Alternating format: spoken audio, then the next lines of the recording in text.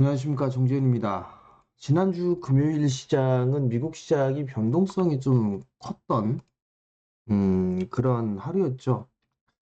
나스닥 시장이 2%가 넘게 하락을 했습니다. S&P 500과 다우 지수도 1.7%, 그리고 거의 1.69% 하락을 했고요. 필라델피아 반도체 지수는 무려 3.28% 하락으로 마무리가 됐습니다. 야간 선물 시장은 1.25% 하락으로 마무리가 된 그런 상황들이죠. 한국 시장도 영향을 받아서 개파락 출발을 할 것으로 예상을 해볼 수가 있을 것 같습니다. 미국 시장이 밀렸던 부분들은 지표에 대한 부진이었죠. 두 가지 부분들이 다 있었습니다. 경기 부진에 대한 우려감들이 좀 있었고요. 그리고 인플레에 대한 영향, 이 문제도 시장에 반영이 되는 그런 사항들이었었고요. 그리고 또 한 부분들은 음, 옵션 만기일이었어요. 옵션 만기일 영향도 충분히 있지 않았나라고 좀 생각이 됩니다. 이러한 영향으로 미국 시장이 좀 밀리는 그런 모습들을 보였는데요. 우선 미국 시장을 좀 보게 되면 S&P 500 지수나 다우 지수나 나스닥 뭐 다 비슷비슷한 그런 모습들이 아닌가 싶습니다. 근데 이제 기분이 나쁜 거는 이평선을 한 번에 다 이탈시켜버리는 장대 음봉이 나왔다라는 점, 이 부분들이 조금은 기분이 좀 나쁜 그런 상황들이죠. 결국 아직까지는 박스권에서 진행되는 그런 모습들이 나오지 않을까 싶습니다. 매물 소화 과정을 거치고 난 이후에 고점 돌파 시도가 나오지 않을까 그렇게 좀 예상을 하고 있습니다. 그걸 19,000 정도에서는 지지를 해주지 않을까 그렇게 좀 예상을 하고 있습니다. 반대로 이제 독일 시장 같은 경우도 최근 들어서는 좀 강했었죠. 그러다가 상거래일제 연속적으로 하락을 해주는 그런 모습들을 보였었고요. 근데 이제 신흥시장 쪽에 있어서는 오히려 분들이 좀 괜찮은 그런 모습들을 보여주고 있는 그런 상황들이에요. 그렇기 때문에 오히려 이 소외되었던 그런 국가 쪽으로도 순환매가 좀 돌고 있다. 이렇게 좀 보면 좋지 않을까 싶습니다. MSCI 한국 인덱스 펀드 같은 경우도 5일선을 좀 살짝 하회해주는 그런 모습들을 보였습니다. 한국 시장으로 좀 보게 되면 많이 올랐죠. 박스권이다. 뭐 이런 얘기들을 했습니다. 근데 뭐 박스 상단이 2550인지 뭐 2600인지 2700대인지 이 부분들은 말을 안 하고 있죠. 그러면서 그냥 박스권이다 라는 얘기들을 좀 하고 있습니다. 시장이 제법 많이 올라갔어요. 이제는 뭐 여기에서는 긍정적인 그런 얘기들이 나올지 아니면 여전히 지수가 밀려 내려갈 것이다. 뭐 다시 2200으로 갈 것이다. 2300으로 갈 것이다. 이런 얘기가 나올지는 모르겠습니다만 그냥 지금은 자연스러운 조정 구간이다라고 보시는 게 좋지 않을까 싶습니다. 한 절반 정도 이상의 되돌림이 나아졌죠. 거의 618 가까이 나왔어요. 시장은 절반 정도의 되돌림이 나오고 난 이후에 변곡점에 대한 부분들을 말씀을 좀 드렸을 겁니다. 조정을 받게 된다라면 매수의 기회로 삼을 수가 있을 것 같아요. 지수의 조정을 좀 받게 된다라면 여기서는 포트폴리오를 구성을 하는 게 어, 좋지 않나 이렇게 좀 생각을 하고 있습니다. 많이 올라갔던 그런 섹터들이죠. 조선이라든가 방산, 전력, 뭐 이쪽은 여전히 그냥 트레이딩 관점이에요. 최근 들어서 이 전력 쪽이 조금 약해진 측면이 있죠. 조선 쪽과 방산 여전히 이격 조정이 좀 필요한 그런 상황들입니다. 그렇기 때문에 여전히 트레이딩 관점으로 좀 봐야 될 그런 상황이 아닌가 싶어요. 자, 우선 보게 되면 HD 현대미포 이 추세 깨진 겁니다. 이거는 시세 추세가 깨진 그런 모습들이에요. 그렇기 때문에 조선 섹터들에 있어서는 가격 조정을 먼저 현대미포가 먼저 받고 있다라는 점. 그러면서 현대중공업도 이러한 모습들이 나타나고 있고요. 하나오션의 추이를 좀 봐야 되지 않을까 싶습니다. 하나오션이 이 자리대 7만 원짜리대를 이탈해주는 그런 모습들이 나오게 된다라면 조금 쉬어가는 모습들이 나와 줄 수도 있다라는 얘기입니다. 그러면 시장을 방어해 줄 수 있는 그런 섹터들이 필요하겠죠. 조선 쪽이라든가 방산 이런 쪽은 너무 많이 올랐던 그런 부분들이 있어서 좀 쉬어가는 그런 모습들을 보여줄 필요성이 있어 보여요. 그렇게 된다라면 반도체 쪽이라든가 2차 전지 뭐 요쪽이 좀 있을 수가 있겠죠. 근데 이 반도체 쪽 같은 경우는 26일 날이죠.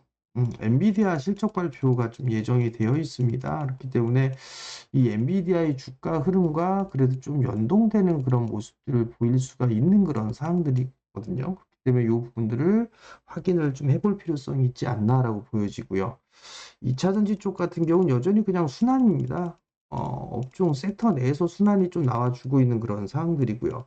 최근 들어서 뭐 전고체 쪽의 흐름들이 나오면서 치고 가는 그런 모습들이 나왔었고, 그 다음에 이제 소재 쪽이라든가 부품, 장비 뭐 이런 쪽으로도 순환매가 좀 나와주고 있죠. 3월 달에는 이슈가 있습니다. 인터배터리를 개최를 앞두고 있는 그런 사항들이죠. 최근 들어서는 뭐 긍정적인 뉴스들이 나와주고 있는 그런 사항들입니다. 그렇기 때문에 2차 전지 쪽 섹터는 여전히 좀 봐야 되지 않을까 그렇게 좀 보여지고요. 여전히 시장에 있어서는 순환매가 계속적으로 진행이 되고 그리고 종목장으로도 흐름들을 볼 수가 있지 않을까라고 좀 보여집니다. 테마성의 흐름들, 순환매를 보게 된다라면 로봇 쪽이라든가 여전히 인공지능 이쪽으로 볼 수가 있을 것 같고요. 그리고 다른 쪽을 좀 보게 된다라면 제약바이오 쪽 섹터들 같은 경우도 흐름들이 나올 수가 있는 그런 상황들이에요. 그리고 뭐 재건 쪽이라든가 그다음에 한한령 뭐 이런 쪽으로 좀 볼 수가 있을 것 같은데 이 재건이나 한한령 같은 경우는 좀 식상한 그런 부분들이 있습니다. 그렇기 때문에 추세로 끌고 간다라고 하기보다는 트레이딩 관점으로 좀 보는 부분들이 낫지 않을까라고 좀 보여지고요. 그리고 이 제약바이오 쪽 같은 경우를 좀 보게 된다라면 신종 뭐 코로나 얘기가 나오고 있는 그런 사항들이죠. 그렇기 때문에 제약바이오 종목군들이나 혹은 진단키트라든가 뭐 이런 쪽에 있어서의 종목군들이 단기적으로 좀 흐름들이 나올 수 있지 않나라고 좀 보여집니다. 그렇기 때문에 이러한 부분들을 체크해 볼 필요성은 있을 것 같습니다. 말 그대로 좀 대응이 되는 부분들이 좀 필요해요. 그렇기 때문에 초보분들은 그냥 무시해도 좋지 않을까 이렇게 좀 보여집니다. 일단 전략을 좀 말씀을 드려보게 된다라면 2월 마지막 주예요. 2월 마지막 주인 그런 상황들이기 때문에 적극적으로 하는 것보다 흐름을 좀 관망을 하면서 지켜보는 그런 부분들이 좀 좋지 않을까라고 생각을 하고 있고요. 그리고 3월 달을 좀 대비하는 그런 전략이 좋지 않나라고 생각을 합니다. 여전히 반등이 좀 추가적으로 나올 수가 있는 그런 상황들이기 때문에 조정 시에는 매수 관점으로 봐도 좋다.